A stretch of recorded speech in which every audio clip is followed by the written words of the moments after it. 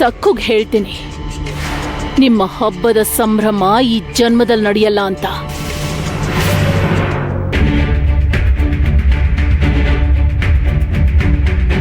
ಏನಾಯ್ತು ದಿಗೋಣ್ಣ, ನೀವ್ ಯಾಕಷ್ಟು ಬೇಸರದಲ್ಲಿದ್ದೀರಾ? ನೀವು ಕೊಟ್ಟು ಶಾಲು ಚಿಕ್ಕಮ್ಮವ್ರಿಗೆ ಇಷ್ಟ ಆಗ್ಲಿಲ್ವಾ?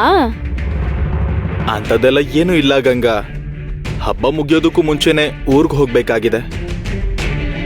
ಹಬ್ಬದ ದಿನ ಯಾಕೆ ಹೊರಡ್ತಿದ್ದೀರಾ? ಹೋಗ್ಲಿ, ಆರತಿ ಮುಗಿಸ್ಕೊಂಡು ಹೋಗಿ.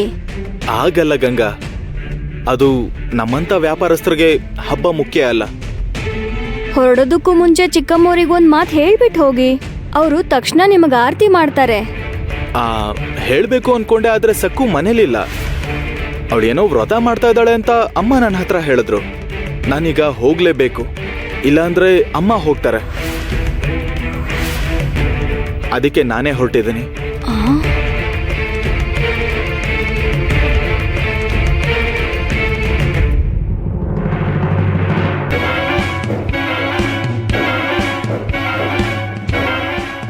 ಏನೇ ಗಂಗಿ, ನೀನ್ ಯಾಕೆ ಎಷ್ಟು ಅತಿ ಉತ್ಸಾಹ ತೋರಿಸ್ತಾ ಇದೀಯಾ?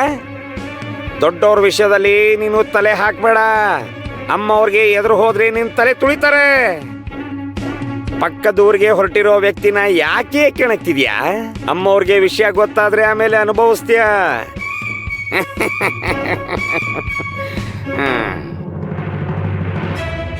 ಚಿಕ್ಕಮ್ಮ ಅವ್ರ ಬಗ್ಗೆ ಯಾರೂ ಯೋಚನೆ ಮಾಡ್ತಿಲ್ಲ. ನಾನು ಅನವಶ್ಯಕವಾಗೇನು ತಲೆ ಹಾಕ್ತಿಲ್ಲ. ಚಿಕ್ಕಮ್ಮ ಅವ್ರ ಕಷ್ಟಗಳನ್ನ ನೋಡ್ತಿದ್ರೆ ಮನಸ್ಸಿಗೆ ನೋವಾಗತ್ತೆ. ಹೇಗಾದ್ರೂ ಮಾಡಿ ತಕ್ಷಣ ಸಕ್ಕು ಅಮ್ಮವ್ರನ್ನ ಭೇಟಿ ಮಾಡಬೇಕು.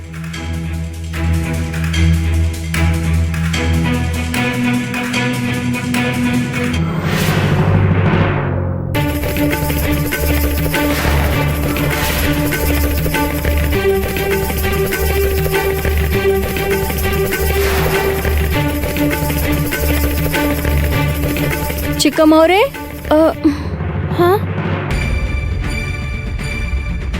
ಅರೆ ಏನಾಯ್ತು ಗಂಗಾ ಅಕ್ಕ? ಯಾಕ ಆ ರೀತಿ ಓಡೋಡ್ ಬಂದ್ರಿ? ಅರೆ ಆರತಿ ಮಾಡ್ದೆ ಹೊರಟೋಗ್ತಿದ್ದೀರಾ? ಇದೇನ್ ವ್ರತ ಅಮ್ಮ? ಈ ವ್ರತ ತುಂಬಾ ಮುಖ್ಯವಾದದ್ದು ಅಂತ ನಮ್ಮ ಅತ್ತೆ ಹೇಳಿದ್ರು ಗಂಗಾ ಅಕ್ಕ. ಹಬ್ಬದ ದಿನ ಬೆಳಗ್ಗೆನೆ ನಾನು ನನ್ನ ಗಂಡನ ಮುಖ ನೋಡ್ದೆ. ದುರ್ಗಾ ಮಾತೆ ದೇವಸ್ಥಾನಕ್ಕೆ ಹೋಗಿ ದೀಪಾರಾಧನೆ ಮಾಡ್ಬೇಕಂತೆ. ಅನ್ಯೋನ್ಯ ದಾಂಪತ್ಯಕ್ಕೋಸ್ಕರ ದುರ್ಗಾ ಮಾತೆನ ಪ್ರಾರ್ಥನೆ ಮಾಡಿ ಅಂದ್ರು. ಮತ್ತೆ ಆರತಿ ಕಾರ್ಯಕ್ರಮದ ಕತೆ ಏನು? ದೇವಸ್ಥಾನದಿಂದ ಹಿಂತಿರುಗ್ ಬಂದ್ಮೇಲೆ ಆರತಿ ಕಾರ್ಯಕ್ರಮ ಇರುತ್ತೆ ಅಂದ್ರು. ಹಬ್ಬ ಮುಗಿಯೋದಕ್ಕೂ ಮುಂಚೆನೆ ಊರ್ಗ್ ಹೋಗ್ಬೇಕಾಗಿದೆ. ಏನಾಯ್ತು ಗಂಗಾ ಅಕ್ಕ? ನೀನ್ ಯಾಕೆ ಬೇಸರದಲ್ಲಿರೋ ಹಾಗೆ ಕಾಣಿಸ್ತಿದ್ಯಾ? ನಿಮ್ ಯಜಮಾನ್ರು ಈಗ ಮನೇಲಿಲ್ಲ, ಅವರು ಪಕ್ಕದ ಊರಿಗೆ ಹೋದ್ರು. ಬಟ್ಟೆ ಗಂಟು ತಗೊಂಡು ವಸೂಲಿಗೆ ಬೇರೆ ಊರಿಗೆ ಹೋದ್ರು. ಅವ್ರಲ್ಲಿ ನೀವಿಲ್ಲಿ. ನೀನೇನ್ ಹೇಳ್ತಿದ್ಯಾ ಗಂಗಾ ಅಕ್ಕ? ಮತ್ತೆ ಮಂಗಳಾರತಿ ಹೇಗೆ ಗಂಗಾ ಅಕ್ಕ?